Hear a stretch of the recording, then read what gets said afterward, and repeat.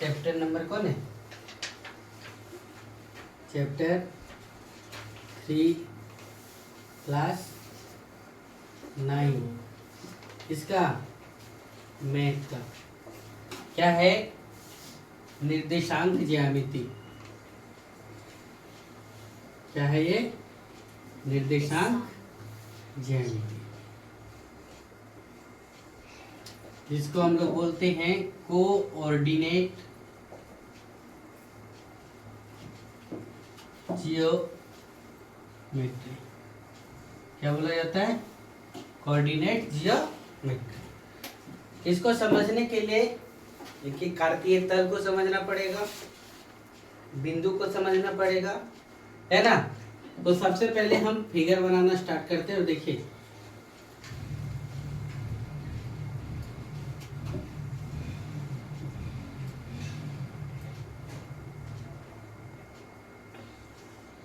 इसी फिगर में हम बहुत सारी चीजों को बताएंगे।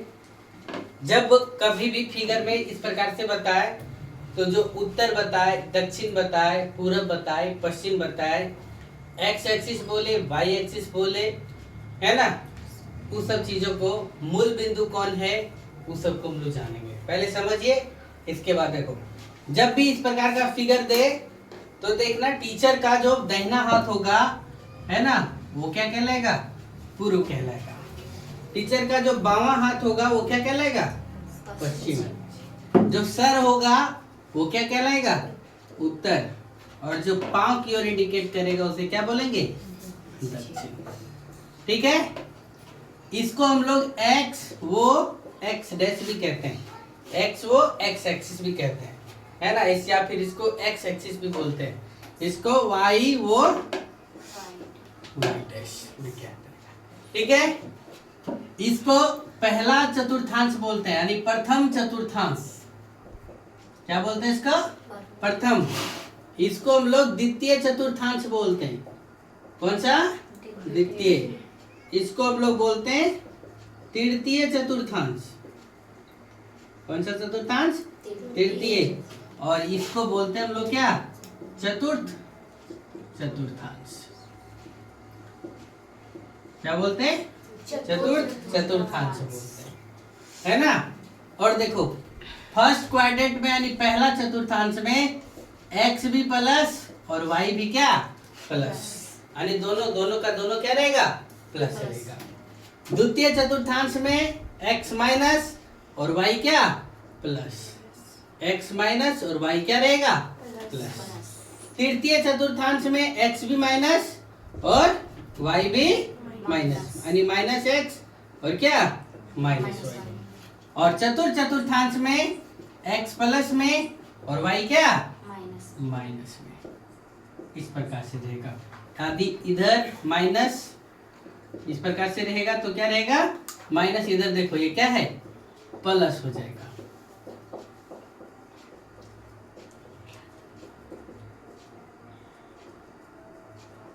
समझ रहे? इधर क्या दिखाया? माइनस। इधर क्या दिखाया? प्लस। इधर नीचे की ओर क्या दिखाया? ऊपर की ओर क्या दिखाया? प्लस। यानी इधर से इधर जाएंगे तो प्लस, इधर से 0 डिग्री से दाईं ओर जाएंगे तो प्लस, 0 से बाईं ओर जाएंगे तो क्या? माइनस। 0 से नीचे जाएंगे तो माइनस, 0 से ऊपर जाएंगे तो प्लस। ये यहाँ तक समझ में आया, है ना। एक्स को भुज और वाई को हम लोग क्या कहते हैं? कोटि कहते हैं। समझो, एक्स अक्ष को क्या? भुज कहा जाता है। क्या कहा जाता है? भुज कहा जाता है। वाई एक्सिस को, यानी वाई अक्ष को क्या? कोटि कहा जाता है। जब कभी भी दे 2,4 दे, एक एग्जाम्पल दिया, क्या दिया? 2,4, तो एक्स एक्सिस कौन होगा? एक्स पहले वाला होगा और बाद वाला क्या होगा? वाई होगा। यानी एक्स बराबर 2 होगा और वाई बराबर कितना होगा? 4। ये सब समझना है। समझे? यहाँ तक समझ में आ रहा है? ये इसका प्रयोग हम लोग कहाँ पर करते हैं? तो कभी नक्शा बनाने में, तो कभी बिंदु दर्शाने में, है ना, कभी उत्तर दक्षिण पूरब पश्चिम दर्शाने में। ये सब चीजों में क्या किया जाता है? प्रयोग किया जाता है। पहले इतना नोट करिए फिर आगे बताते हैं। देखो ये जो पॉइंट है वो, या फिर इसको जीरो बोलते हैं, इसी को क्या कहा जाता है? मूल बिंदु कहा जाता है। यानी मूल बिंदु 0,0 को कहा जाता है। समझ गए? मूल बिंदु किसको कहा गया? 0,0 को। समझे? यानी एक चीज और भी समझ लो, फिर से रिकॉल करा देते हैं। 0 से दाईं ओर क्या हो जाएगा?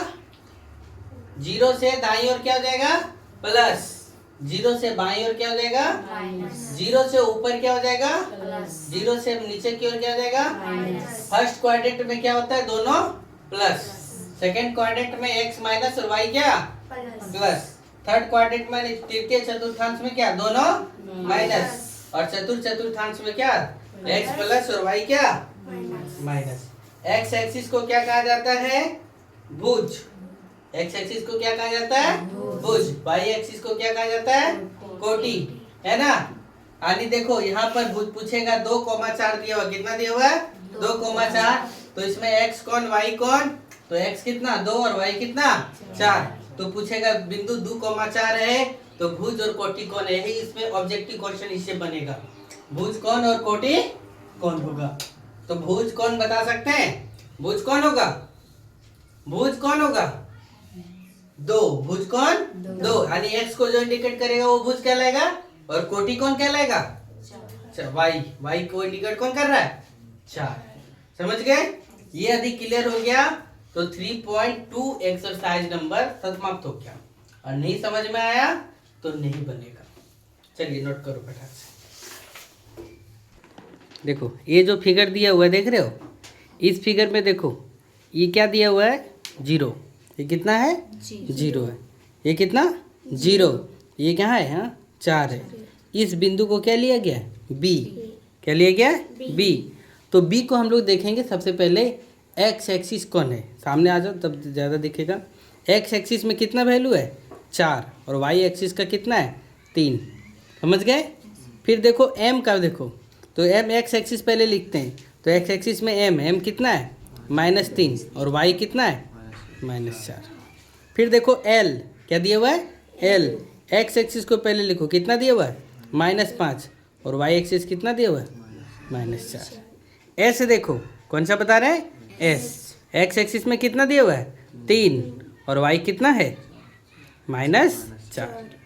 ये समझ में आ गया? यानी b के लिए 4,3, m के लिए -3,4 है ना, l के लिए -5,4 और s के लिए 3, कितना दिया हुआ है? -4।